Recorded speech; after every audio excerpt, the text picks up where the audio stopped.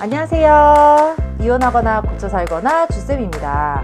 배우자 외도 상황에 처하게 되면 멘탈이 정말 와르르 무너집니다. 밥도 안 넘어가고 잠도 안 오고 배신감과 분노는 물론이고 앞으로 내 인생은 어떻게 흘러가는 걸까? 그 불확실함이 또 사람을 미치게 만듭니다. 내가 쌓아온 과거, 현재, 예상했던 미래가 송두리째 흔들려 버리니까 제정신으로 살 수가 없어요. 제가 상담을 많이 하잖아요.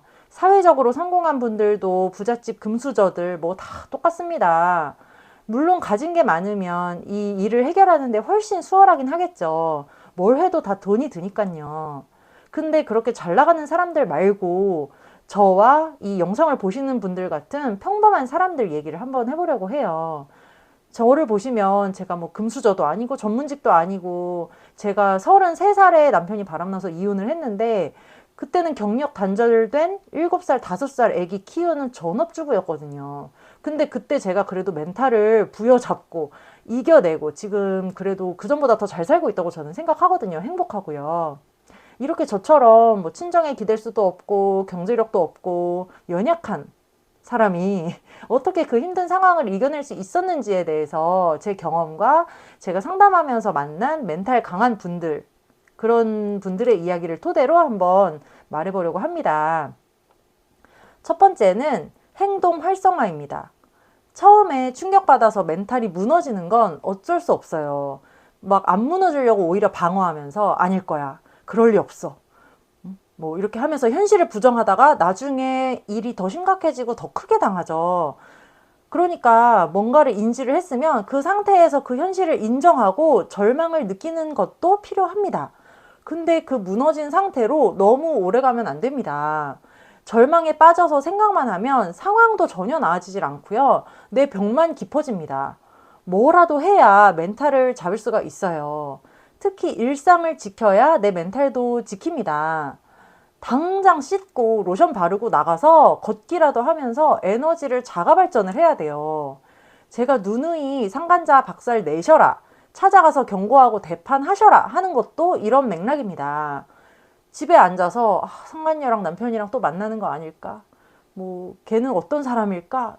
이혼할까 말까? 이렇게 걱정하고 생각할 시간에 떨쳐 일어나서 증거 잡고 상간자 박살 내면서 에너지를 얻는 겁니다. 그래야 내가 살 수가 있어요.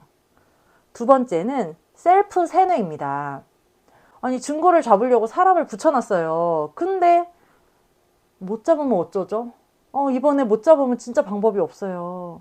이거 제 전 재산이에요. 막 이러면서 하시는 거예요. 그래서 제가 될 거라고 생각하고 무조건 된다고 믿어야 되지. 안 될 걱정부터 하면 될 일도 안 됩니다. 라고 말씀을 드렸어요.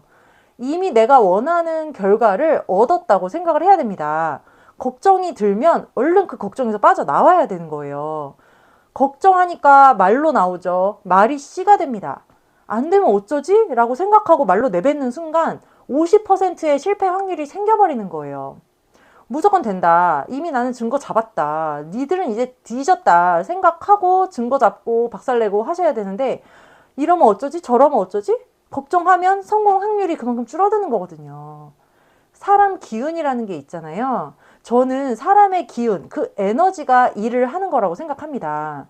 기운 빠지게 걱정하고 안 될 것부터 생각하면 될 일도 안 됩니다. 특히 상간자랑 배우자를 대할 때도 내 에너지를 딱 지키고 기로 제압해야 됩니다. 내 기가 약하면 상간자와 배우자의 기에 눌려서 싸우기도 전에 집니다. 남자들은 그래도 허세와 가오가 조금 있잖아요. 그러니까 두려우면 티를 안 내요. 오히려 불안할수록 말을 더 세게 해요. 예를 들어서 상간남한테 가서 박살 내시죠? 라고 하면 제가 성깔이 보통이 아니라서 제가 가서 그놈을 보면은 제가 그 새끼를 죽일까봐 저는 안 갑니다. 막 이래요. 근데 아내분들은 상간녀를 만나기도 전에 기선제압을 당하는 거예요. 그러니까 막 문자에서는 막 이년아 저년아 막 하는데 그럼 그 여자를 만나서 경고를 하시죠? 이러면은 이 문자를 보세요. 그 년이 보통 년이 아니에요. 제가 대적할 수가 없는 년이에요. 하면서 만나기도 전에 쫄아버립니다. 그러니까 상간녀를 대할 때도 야 씨발 내가 난데 내가 더 미친년이야. 어디 남의 남편을 건드려 이년아 막 이렇게 나가야 되는데 이미 기에서 져버린 거죠. 이미 배우자 바람 잡는 매뉴얼은 제가 다 알려드리고요. 카페에도 제가 다 적어놨습니다. 그 단계별로 할 일을 하면서 내가 바라는 대로 이루어진다. 나는 이미 이겼다. 이렇게 생각만 하세요. 내 기가 걔를 죽이는 겁니다. 그리고 세 번째는 정신승리입니다.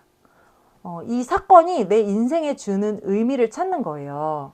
의미를 아는 사람은 어떤 어려움이 닥쳐도 견뎌낼 수 있다는 말이 있더라고요. 그러니까 배우자가 외도하고 집 나가고 이혼 요구하고 막 이 상황을 실패라고 생각하지 않는 거죠. 고비가 찾아왔다라고 생각하는 겁니다. 실패는 거기서 일어나려면 너무 힘든 건데 그 슈퍼마리오 게임에서 왕을 물리치듯이 그 고비를 이겨내면 또 새로운 세상이 펼쳐지는 거잖아요. 물론 이 일이 결혼 생활에 실패할 수는 있습니다. 하지만 내 인생의 실패는 아니라는 거죠. 오히려 내가 그동안 너무 배우자에게 크게 의지하고 믿고 기대하면서 살았구나 하는 깨닫는 기회도 됩니다. 회복 탄력성이라는 말이 있죠. 실패했을 때 무너지지 않고 성장의 계기로 삼는 겁니다. 외상 후 성장이라는 말도 있어요. 트라우마를 경험한 사람들이 그 트라우마 사건의 의미를 찾으면 오히려 그 사건의 전보다 더 성숙해진다는 겁니다. 나한테 닥친 이 일이 왜 생겼을까를 긍정적으로 해석할 수가 있으면 그 전보다 더 나은 삶을 살게 됩니다. 근데 한창 막 전쟁 중일 때는 아직 이렇게까지 해석을 할 여유도 없고 그렇게 생각이 안 들죠.